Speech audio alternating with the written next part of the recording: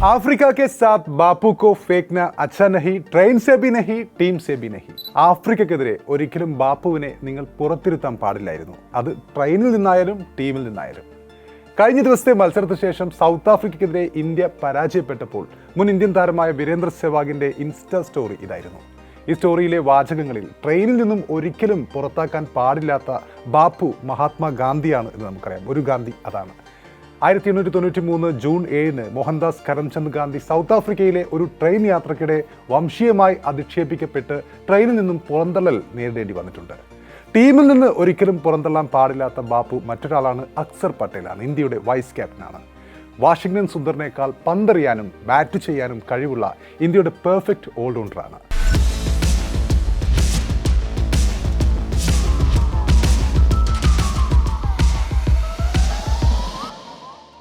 2024 T20 ലോകകപ്പിലെ ഫൈനലിൽ അക്സർ പട്ടേലിന്റെ ഇന്നിംഗ്സിനെ കുറിച്ച് മുമ്പൊരിക്കൽ ആ സമയത്തെ ക്യാപ്റ്റനായിരുന്ന രോഹിത് ശർമ്മ അഭിപ്രായപ്പെട്ട ഒരു കാര്യമുണ്ട്.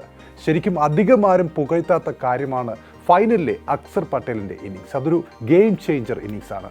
അങ്ങനെയൊരു ഘട്ടത്തിൽ ക്രീസിലെത്തുക, 31 പന്തിൽ 47 റൺസ് നേടുക, ആ ഫൈനൽ വിജയിക്കുന്നതിൽ ഏറ്റവും ഇമ്പോർട്ടൻ്റ് ആയിരുന്നു അക്സറിൻ്റെ പ്രകടനമെന്നാണ് ആ സമയത്ത് രോഹിത് ശർമ്മ പറഞ്ഞത്.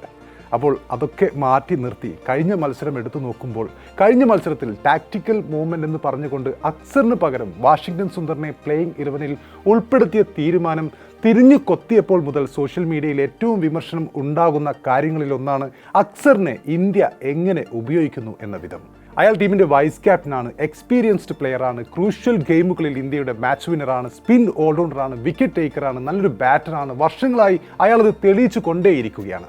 എന്നിട്ടും കഴിഞ്ഞ കാലങ്ങളിൽ ഇങ്ങനെയുള്ള അവഗണനകൾ എപ്പോഴും അയാൾ നേരിടേണ്ടി വന്നിട്ടുണ്ട് എന്നതൊരു സത്യം മാത്രമാണ്. വാഷിംഗ്ടൺ സുന്ദറിനേക്കാൾ എന്തുകൊണ്ടും കളി മികവിലും ഗെയിം പ്ലാനുകളിലും ബോളിങ്ങിലും ബാറ്റിങ്ങിലും എല്ലാം എത്രയോ മുന്നിലുള്ള അക്സറിന് എന്തിനാണ് ഇങ്ങനെ അപമാനിക്കുന്നത്, മാറ്റി നിർത്തുന്നത്? മുൻ താരങ്ങളടക്കം കഴിഞ്ഞ ദിവസത്തെ സൗത്ത് ആഫ്രിക്കയോട് ഇന്ത്യ അട്ടപ്പടലം തോറ്റ ശേഷം ഏറ്റവും കൂടുതൽ വിമർശന വിധേയമാക്കുന്ന പ്രധാന പോയിന്റുകളിൽ ഒന്ന് അക്സറിന്റെ ഓമിഷൻ തന്നെയാണ്. What kind of strategy to play Washington Sundar when Axar bowling and batting well? Dropping Axar Patel for Washington Sundar is a big mistake. South ആഫ്രിക്കയ്ക്കെതിരായ ഇന്ത്യയുടെ കനത്ത പരാജയത്തിന് പിന്നാലെ ടീം സെലക്ഷനിലെ പാളിച്ചകളെ രൂക്ഷമായി വിമർശിച്ചുകൊണ്ട് മുൻ ഇന്ത്യൻ താരമായ ആകാശ് ചോപ്രയാണ് കഴിഞ്ഞ ദിനം പ്രധാനമായും ആദ്യം രംഗത്തെത്തിയത്. അഹമ്മദാബാദിൽ നടന്ന സൂപ്പർ 8 പോരാട്ടത്തിൽ സൗത്ത് ആഫ്രിക്ക ഉയർത്തിയ 188 റൺസ് പിന്തുടർന്ന ഇന്ത്യ വെറും 111 റൺസിന് പുറത്താവുകയായിരുന്നു. ഈ പരാജയത്തിന് പിന്നാലെ വൈസ് ക്യാപ്റ്റൻ അക്സർ പട്ടേലിനെ പ്ലേയിങ് 11-ൽ നിന്നും ഒഴിവാക്കിയ തീരുമാനത്തെയാണ് ആകാശ് ചോപ്ര പ്രധാനമായും അദ്ദേഹത്തിൻ്റെ യൂട്യൂബ് ചാനലിലൂടെ ചോദ്യം ചെയ്തത്. ആകാശ് ചോപ്ര ഉന്നയിച്ച കാര്യങ്ങളിലേക്ക് കടക്കുമ്പോൾ അദ്ദേഹം ചോദിച്ചത് സ്ഥാനമില്ലെങ്കിൽ പിന്നെ എന്തിനാണ് ഒരു വൈസ് ക്യാപ്റ്റൻ എന്നാണ്. അക്സർ പട്ടേൽ നിങ്ങളുടെ ടീമിൻ്റെ വൈസ് ക്യാപ്റ്റനാണ്, എന്നിട്ടും അദ്ദേഹത്തിന് ടീമിൽ ഇടമില്ലെങ്കിൽ എന്തിനാണ് ആ സ്ഥാനത്തേക്ക് അദ്ദേഹത്തെ നിയോഗിച്ചത്? പ്ലേയിങ് 11-ൽ വരാൻ പോലും സാധിക്കാത്ത ഒരാളെ വൈസ് ക്യാപ്റ്റനാക്കേണ്ട ആവശ്യം ഇന്ത്യക്ക് ഇല്ലായിരുന്നു എന്നാണ് അദ്ദേഹം പറയുന്നത്. അതുപോലെ സൗത്ത് ആഫ്രിക്കയുടെ 3 ഇടങ്കയ്യന്മാരിൽ 2 പേരും 4 ഓവറിനുള്ളിൽ തന്നെ പുറത്താകുന്നു. ഇന്ത്യയുടെ ബാറ്റിംഗ് നിരയിൽ 8-ൽ 6 പേരും ഇടങ്കയ്യന്മാരാണ്. എന്നിട്ടും സൗത്ത് ആഫ്രിക്ക അവരുടെ പ്രധാന സ്പിന്നറായ കേശവ് മഹാരാജിനെ ഇടങ്കയ്യൻ സ്പിന്നറാണ് അദ്ദേഹം കളിപ്പിക്കുകയാണ് ഉണ്ടായത്. തങ്ങളുടെ ഏറ്റവും മികച്ച ബോളർക്കെതിരെ ആരാണ് ബാറ്റ് ചെയ്യുന്നത് എന്ന് നോക്കിയല്ല സൗത്ത് ആഫ്രിക്ക അവരുടെ ടീമിനെ ഇറക്കിയിട്ടുള്ളത്. എന്നാൽ ഇന്ത്യയോ ടാക്റ്റിക്കൽ ഡിസിഷൻ എന്ന് പറഞ്ഞുകൊണ്ട് അക്സറിന് പകരം സുന്ദറിനെ ഇറക്കിയപ്പോൾ മത്സരത്തിൽ വാഷിംഗ്ടൺ സുന്ദർ വെറും 2 ഓവർ മാത്രമാണ് പന്തെറിഞ്ഞത്. ആകാശ് ചോപ്ര നിരീക്ഷിക്കുന്നത് ഇങ്ങനെയാണ്. സത്യത്തിൽ വൈസ് ക്യാപ്റ്റൻ അക്സർ പട്ടേലിനെ തുടർച്ചയായ 2ാം മത്സരത്തിലും പുറത്തിരുത്താൻ ടീം മാനേജ്മെൻറ്റ് തീരുമാനിച്ചതിൻ്റെ ലോജിക്ക് പിടികിട്ടാതെ തന്നെയാണ്. തൻ്റെ ഹോം ഗ്രൗണ്ടിൽ നടന്ന 2 മത്സരങ്ങളിലാണ് അക്സർ പട്ടേലിന് ഇങ്ങനെ പ്ലേയിങ് 11-ൽ സ്ഥാനം പിടിക്കാൻ സാധിക്കാതെ വരുന്നത്. സൗത്ത് ആഫ്രിക്കയുടെ ഇടങ്കയ്യൻ ബാറ്റർമാരായ Quinton de Kock, Ryan Rickelton, David Miller ഇവരെ വീഴ്ത്താനാണ് ഓഫ് സ്പിന്നറായ വാഷിംഗ്ടൺ സുന്ദറിനെ ടീമിലെടുത്തത്. എന്നാൽ വാഷിയെ പന്തേൽപ്പിക്കുന്നതിന് മുൻപ് തന്നെ ഡീകോക്കും റിക്കിൾട്ടനും പുറത്തായതിനാൽ അദ്ദേഹത്തെ ഫലപ്രദമായി ഉപയോഗിക്കാൻ ഈ മത്സരത്തിലോട്ട് കഴിഞ്ഞുമില്ല. മില്ലർ ക്രീസിലുണ്ടായിരുന്നെങ്കിലും മറുവശത്ത് വലങ്കയ്യനായ ഡെവാൽ ബ്രവിസ് തകർത്തടിച്ചുകൊണ്ടിരുന്നതിനാൽ 2 ഓവർ മാത്രമാണ് അദ്ദേഹത്തെ കൊണ്ട് പന്തെറിയിച്ചത്. 17 റൺസ് വഴങ്ങിയെങ്കിലും വിക്കറ്റൊന്നും എടുക്കാൻ അദ്ദേഹത്തിന് സാധിച്ചുമില്ല. ഇനി ബാറ്റിംഗിൽ സ്ഥാനക്കയറ്റം കിട്ടി 5ാമനായി ഇറങ്ങിയെങ്കിലും 11 പന്തിൽ 11 റൺസ് മാത്രമാണ് വാഷിംഗ്ടൺ സുന്ദറിന് നേടാൻ സാധിച്ചത്. ആകാശ് ചോപ്രയെ പോലെ തന്നെ കൃഷ്ണമാചാരി ശ്രീകാന്തും അക്സറിനെ മാറ്റി നിർത്താനുള്ള ഗംഭീറിൻ്റെയും സൂര്യകുമാറിൻ്റെയും ആശയത്തിനെതിരെ കഴിഞ്ഞ ദിനം തന്നെ രംഗത്ത് വന്നിരുന്നു. ഗൗതം ഗംഭീർ എന്താണ് ചെയ്യുന്നത് എന്ന് എനിക്ക് മനസ്സിലാകുന്നില്ല. പ്ലേയിങ് 11 തീരുമാനിക്കേണ്ടതും തന്ത്രങ്ങൾ മെനയേണ്ടതും അദ്ദേഹമല്ലേ? ഇത്തരത്തിലുള്ള തന്ത്രങ്ങളുമായിട്ടാണ് പോകുന്നതെങ്കിൽ ഗംഭീറിൻ്റെ കരിയർ തന്നെ അപകടത്തിലാകും. പരാജയം ഏറ്റുവാങ്ങിയ ശേഷം ഗംഭീറും സൂര്യകുമാർ യാദവും സംസാരിക്കുന്നത് കൊണ്ട് എന്ത് പ്രയോജനമാണ്? എല്ലാം തീരുമാനിച്ചു കഴിഞ്ഞ ശേഷം എന്ത് സംസാരിക്കാനാണ്? അക്ഷർ പട്ടേലിനെ പോലൊരു താരത്തെ പുറത്തിരുത്താൻ എങ്ങനെയാണ് തോന്നിയത്? ടീം വൈസ് ക്യാപ്റ്റനെ തന്നെ പുറത്തിരുത്തിയത് വലിയൊരു വിരോധാഭാസമാണ്. നേരത്തെ ശുഭ്മാൻ ഗില്ലിനും സമാനമായ സാഹചര്യം നേരിടേണ്ടി വന്നിട്ടുണ്ട്. ഇന്ത്യൻ T20 ടീമിൻ്റെ വൈസ് ക്യാപ്റ്റൻ ആകുക എന്നത് ടീമിന് പുറത്താകുന്ന അവസ്ഥയാണ് ഇപ്പോൾ. ഇനി ആരും ഇന്ത്യയുടെ വൈസ് ക്യാപ്റ്റൻ ആകാൻ ആഗ്രഹിക്കില്ല എന്നാണ് ശ്രീകാന്ത് കഴിഞ്ഞ ദിനം പറഞ്ഞത്. അതുപോലെ രവിചന്ദ്ര അശ്വിനും ഗവാസ്കറും അജിങ്ക്യ രഹാനെയും ഒക്കെയും അക്സറിനെ മാറ്റി നിർത്തിയ തീരുമാനത്തിനെതിരെ രംഗത്ത് വന്നിട്ടുണ്ട്. അക്സർ ആയിരുന്നു ടീമിലെ MVP മോസ്റ്റ് വാല്യുബിൾ പ്ലെയർ എന്നാണ് അശ്വിൻ പറഞ്ഞത്.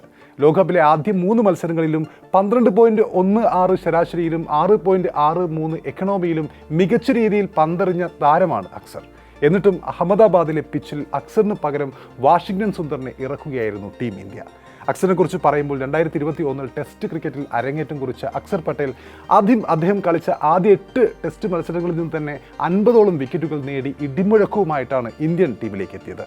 രവിചന്ദ്ര അശ്വിൻ പറഞ്ഞതുപോലെ ഒരു യൂട്ടിലിറ്റി പ്ലെയറാണ്, വാല്യുബിൾ പ്ലെയറാണ് അദ്ദേഹം. ബാറ്റിങ്ങിലും മികവ് പുലർത്താറുള്ള അക്സർ ഇതിനകം തന്നെ 3 ഫോർമാറ്റിലുമായി 8 50യും നേടിയിട്ടുണ്ട്. അതിനൊപ്പം ഇന്ത്യൻ പിച്ചുകളിൽ നടക്കുന്ന ഏത് ഫോർമാറ്റ് മത്സരമാണെങ്കിലും ഇന്ത്യയുടെ നിർണായക താരമായി ചുരുങ്ങിയ കാലം കൊണ്ട് തന്നെ മാറിയ താരമാണ് Axar Patel. Wicket to wicket പന്തെറിയുന്ന ബോളറാണ് അക്സർ പട്ടേൽ. വേഗം കൂട്ടിയും കുറച്ചും മിഡിൽ സ്റ്റംപ് ലക്ഷ്യമാക്കി എറിയുന്ന പന്തുകളാണ് അക്സറിൻ്റെ ഏറ്റവും വലിയ കരുത്ത്. ഇടങ്കൈ ബോളറായ അദ്ദേഹത്തിൻ്റെ പന്തുകൾ വലങ്കൈ ബാറ്റർമാർക്ക് കൂടുതലും വെല്ലുവിളി ഉയർത്തുന്നത് നമ്മൾ കണ്ടിട്ടുണ്ട്.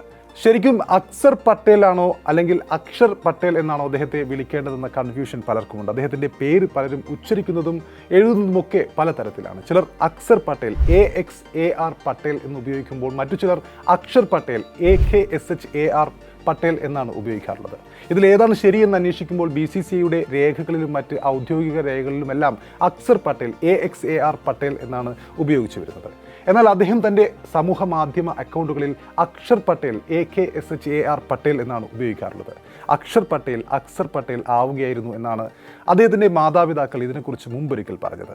അദ്ദേഹം ജനിച്ച സമയത്ത് തങ്ങൾ മകനിട്ട പേര് അക്ഷർ പട്ടേൽ എന്നായിരുന്നു എങ്കിലും ആശുപത്രിയിലെ നേഴ്സിൻ്റെ പക്കൽ നിന്നും സംഭവിച്ച ചെറിയൊരു കയ്യബദ്ധം അദ്ദേഹത്തിൻ്റെ പേര് അക്സർ എന്നാക്കി മാറ്റി എന്നാണ് മാതാപിതാക്കൾ ഇതിനൊരു കാരണമായി പറഞ്ഞിട്ടുള്ളത്. ജനന സർട്ടിഫിക്കറ്റിൽ അക്ഷർ എന്നുള്ളത് അക്സർ AXAR ആയതോടെ ഔദ്യോഗിക രേഖകളിലെല്ലാം അക്സർ പട്ടേൽ എന്ന പേര് വരികയായിരുന്നു. അതോടെയാണ് അദ്ദേഹത്തിൻ്റെ ശരിയായ പേര് അക്ഷർ എന്ന പേര് നഷ്ടമായത്. ഇപ്പോഴത്തെ വൈസ് ക്യാപ്റ്റനാക്കിയിട്ടും ടീമിൽ അവസരം നൽകാതെ മുൻകാലത്ത് അദ്ദേഹം നടത്തിയ പ്രകടനങ്ങളൊന്നും നോക്കാതെ ഇങ്ങനെ തട്ടിയും തലോടിയും അവഗണിച്ചുകൊണ്ടേ ഇരിക്കുകയാണ് അക്ഷർ പട്ടേലിനെ. അങ്ങനെ അവഗണിച്ചതിനുള്ള പണിയും ഏറ്റുവാങ്ങിക്കൊണ്ടിരിക്കുകയാണ് ടീം ഇന്ത്യ. വീരേന്ദ്ര സെവാഗ് പറഞ്ഞതുപോലെ it's not good idea to throw Bapu not from the train, not from the team.